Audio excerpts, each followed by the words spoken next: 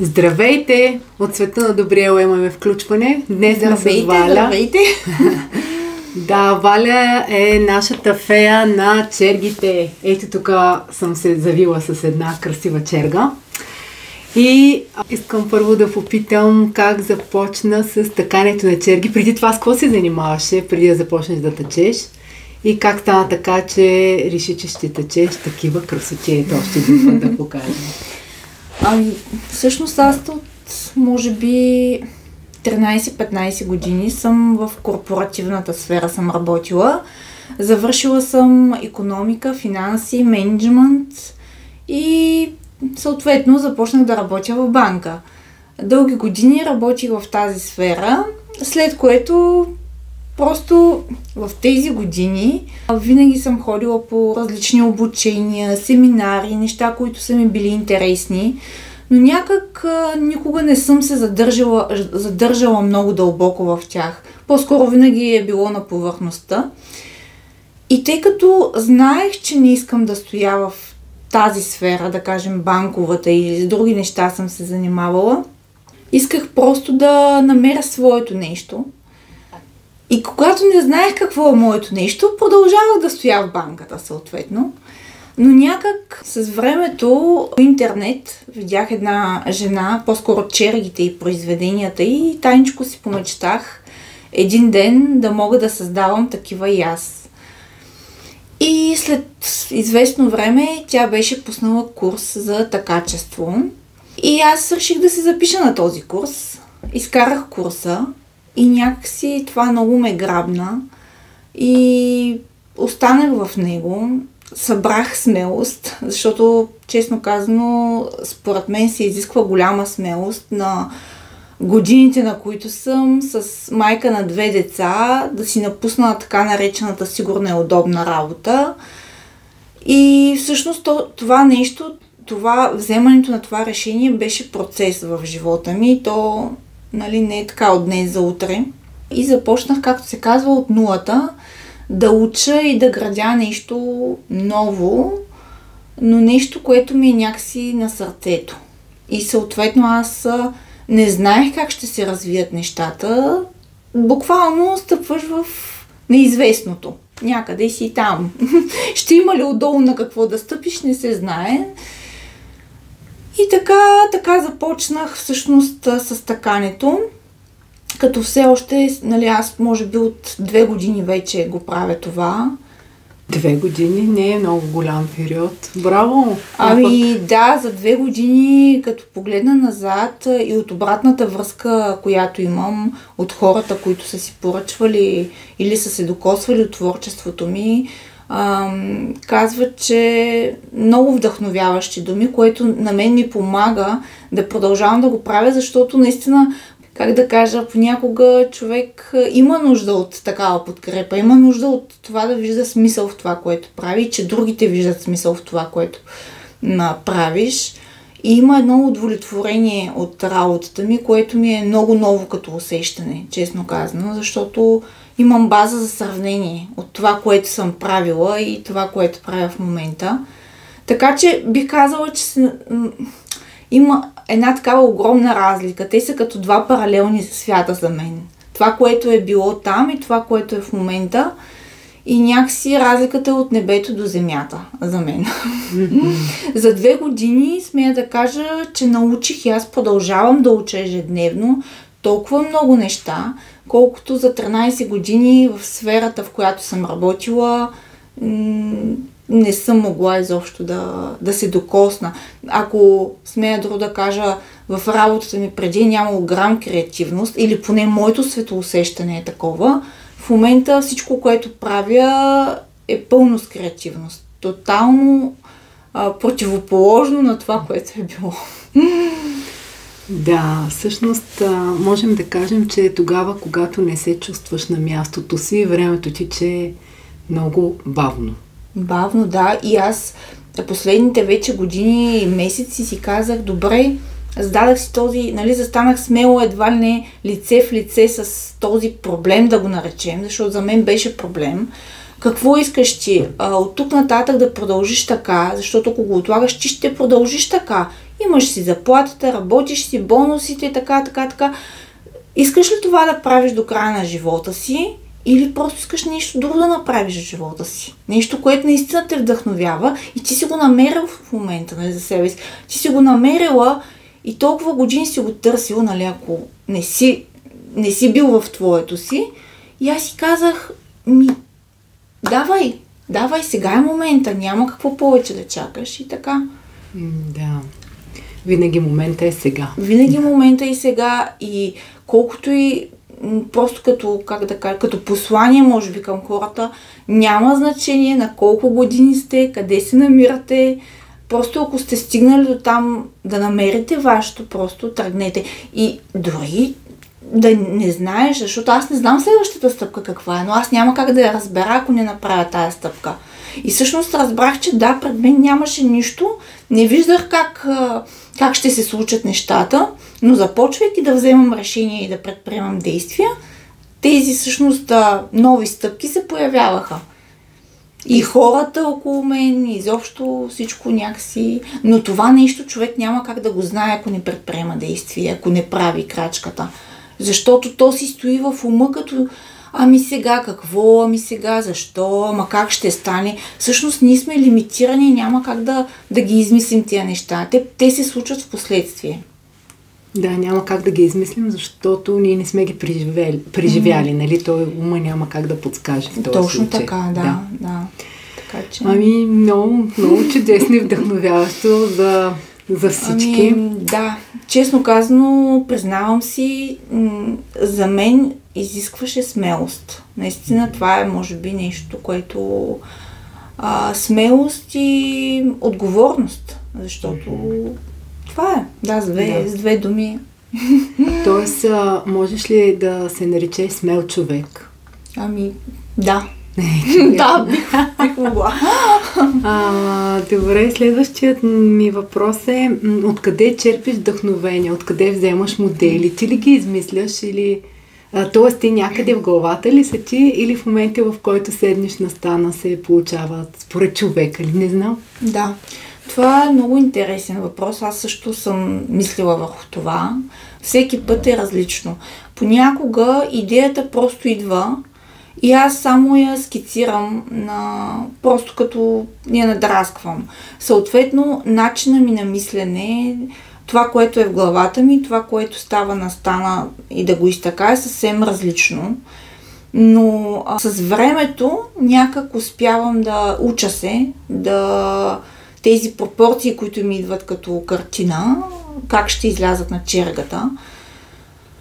Различно е като някой път просто сядам без никаква идея и тя сама си става чергата. Друг път обмислям много дълго, защото някакси за мен чергата трябва да има или тъканта, която правя, дали ще е пано, дали кълъвки, така друго. Изобщо всичко е една цялостна хармония.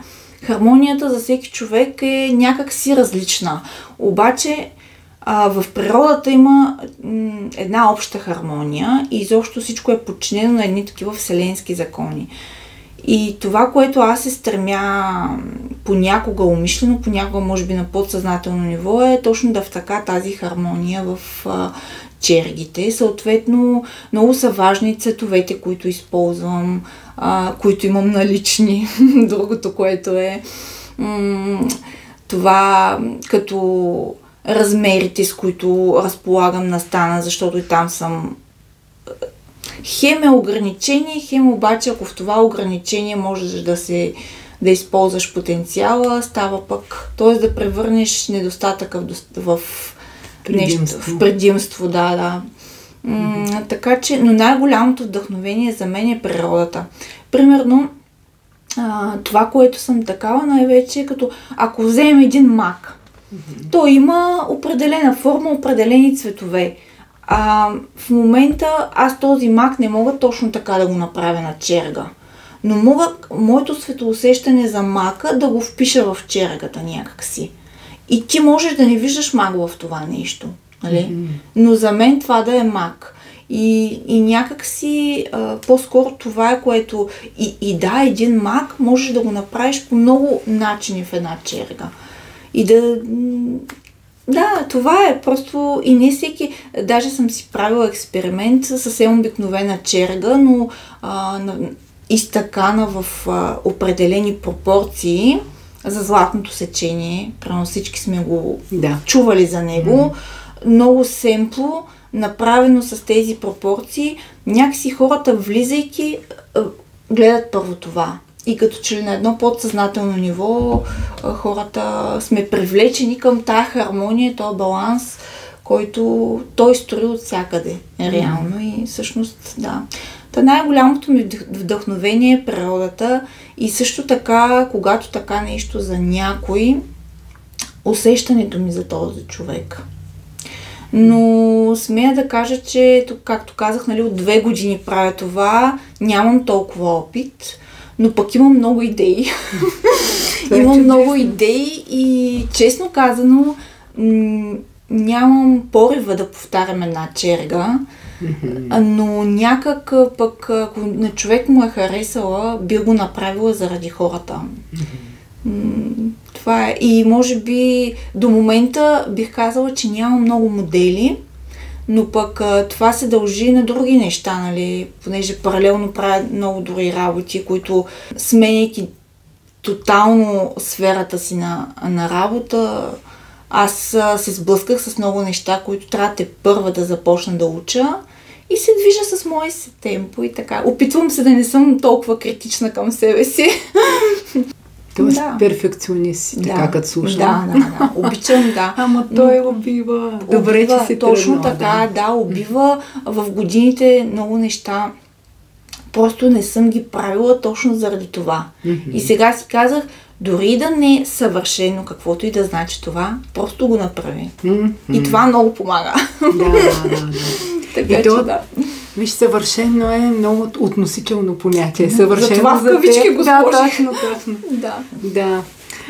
Можеш ли да разкажеш малко и за слънчевата черга, която изтъка за нас, за света на Добриела? Така ще разпъна още и още. Защото е много красива и пълна със светлина. Аз не е необходимо чак много в моменти да си виждам. Говор ще има, картина, черга. Картината е черга. Чакай така да... Опс! Да се види как преливат цветовете. Да, защото това е много това е ефекта. Да. Ами слънчевата черга всъщност е вдъхновение от 2 неща. От цветето Невен и от слънцето, от изгрева.